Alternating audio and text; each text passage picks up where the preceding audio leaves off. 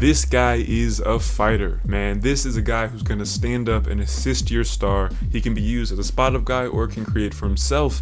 This is definitely Dallas's top role guy, and there were moments in these playoffs where he looked fully comfortable being upgraded and asked to produce as if he was a third star. Especially during that conference semi-final series against OKC, where PJ went on this run there that kind of forced the Thunder to go back to the drawing board and rethink the entire way they were defending this team, because this motherfucker was killing. 18, 8, and 4 made threes per game on 47% three-point shooting was his final stat line for the series. He shot over 40% from behind the arc in 5 out of the 6 games that series lasted.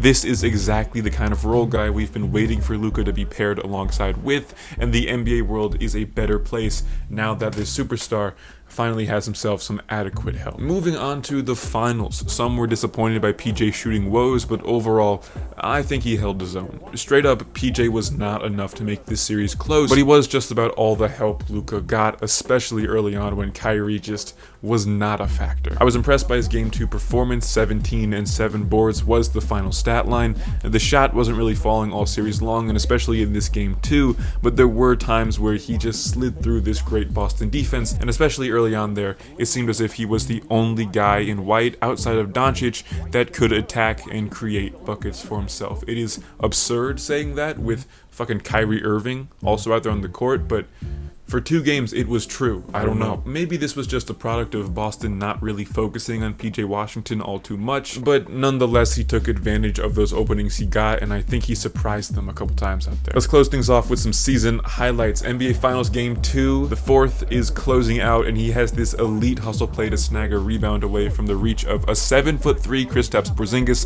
and I'm pretty sure he barks at him after this. Was barking a thing before I show speed, or does he deserve credit for the antics of PJ and the entire identity of the OKC Thunder? Again, just representative of the fact that contending teams need dogs. They need energy guys. They give the team personality and an identity. You wonder why nobody talks about the Boston Celtics no matter how good they are?